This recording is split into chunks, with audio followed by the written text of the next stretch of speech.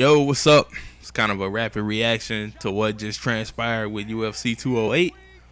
I am playing EA Sports UFC 2, obviously, against some lag switching opponent using Jacare, who just won tonight, submitting Tim Bosch in the first round.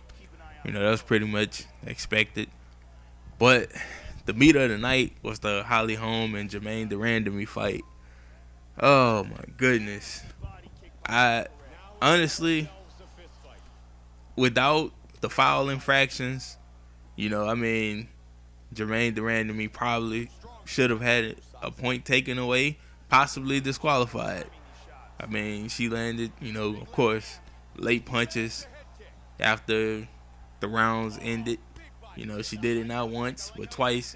I think the first one was far more brutal than the second time. Because, with the second one, she got hit with a head kick. And on instinct, she just charged forward and threw punches. Of course, she landed it was like little glancing blows. But, one of them landed real hard and the other two didn't quite land, at the end of the round. But that one she landed the first time, man, I thought Holly Holm was just a walking carcass after that one. I was like, damn, man, they about to send her back out there on some Donald Cerrone shit, just to get her a stop. But she's an athlete, man. She's a professional. Still one of the best pound for pound female boxers of all time. So, she got her wits with her. So, she shook back and came back and did her thing. Now, as far as the fight go, very close fight. No matter how you cut, slice it, you could say who you felt like was winning the fight.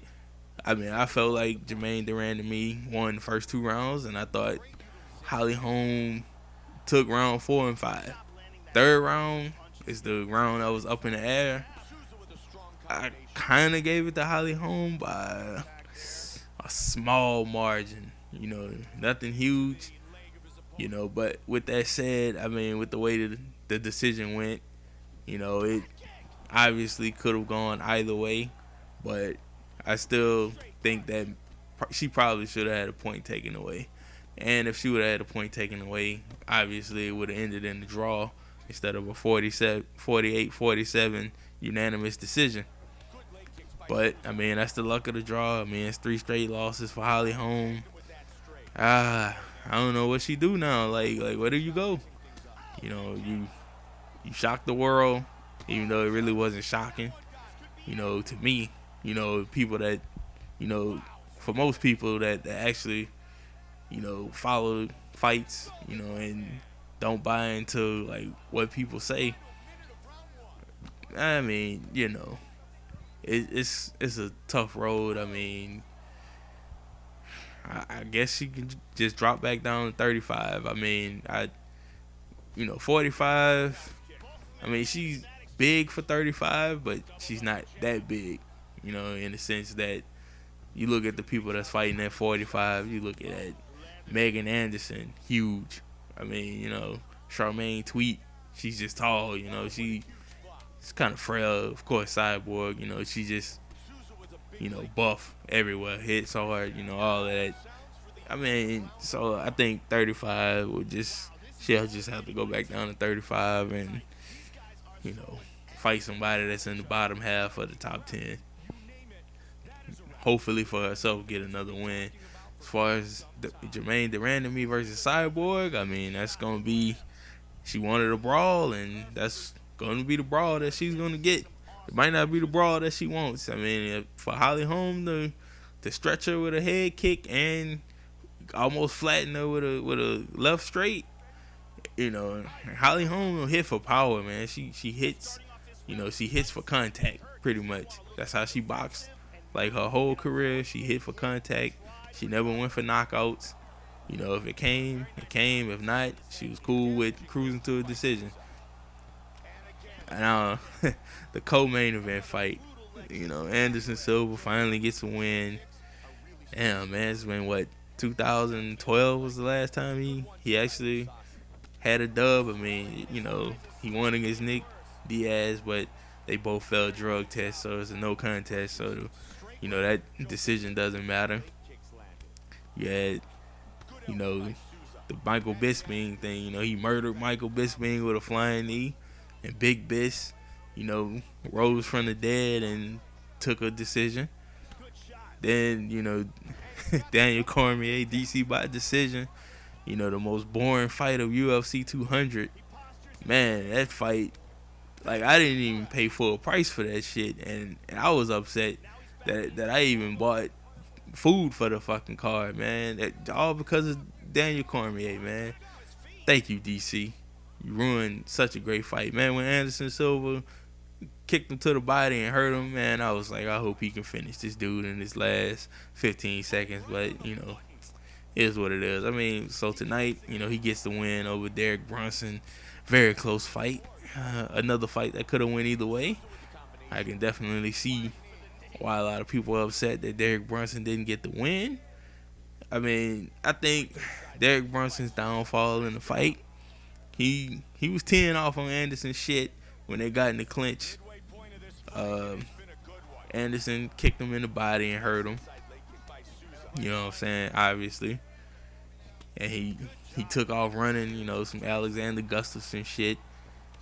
You know, he just put his track shoes on and peeled out in that bitch. When Rumble was chasing him. Except Anderson Silva is not Rumble, and Anderson Silva ain't gonna close the show in that fashion unless it's a counterpunch. And I think because he did some capoeira shit on him, I think, you know, judges was like, yeah, man, that's what's up. You know, so, I mean, Anderson Silva, he showed flashes, you know, of old school Anderson, but, you know, it's not as dynamic as he used to be.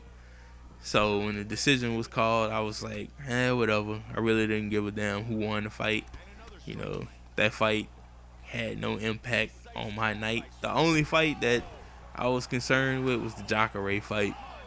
You know, I was hoping Jacare could come out there and just do his thing, get out of that. I mean, the dude should be fighting for a belt, you know, but, you know, judges gave it to Yoel Romero. And Yoel put the beats on him in the first round. Second and third round, it was all Jacare. You know, if you wanted to say Yoel could have won the first round at 10-8, then it would have been a draw in my opinion. But, you know, I think Jacare should have, you know, got the decision that night. But either way, I mean, I would like for either one of them to go ahead and get their title shot. Of course, you know, my dog, Moose Knuckles. You see that's who I'm playing with on the screen. This laggy affair fighting against some dude playing with Jacare. Man, we playing a player match. Now, I decided to play a player match just so I can talk. Why would you lag switch in a player match? Anyways, man. But, yeah, man, it was good that Jacare got the submission Kimura lock, you know, in the first round.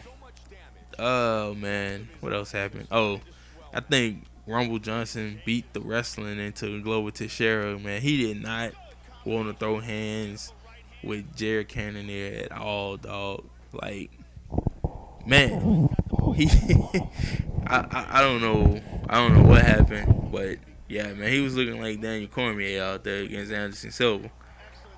Man, I don't know, bro. I mean, I think that's what Rumble do to you, man. I think Rumble punched the wrestling into you. Strike the fear in your ass or something. As soon as he touch you, it's just like, all right, bro, I'm a wrestler out here in these streets. Then Dustin Poirier, you know, Louisiana's own. You know, he got the nod against Jim Miller, but man, I think his leg is done. Probably like that shit looked nasty. Jim Miller put the beats down on his fucking shin, man. Man, all in all, the card as a whole was kind of a snooze fest, but you know, not in the sense that I'm gonna fall asleep and not enjoy myself. You know, it was alright. It was cool. You know what I'm saying? This fight coming to a close. It's the end of the fight. This motherfucker gonna pull the plug and rage quit. That's all I got to say. UFC 208.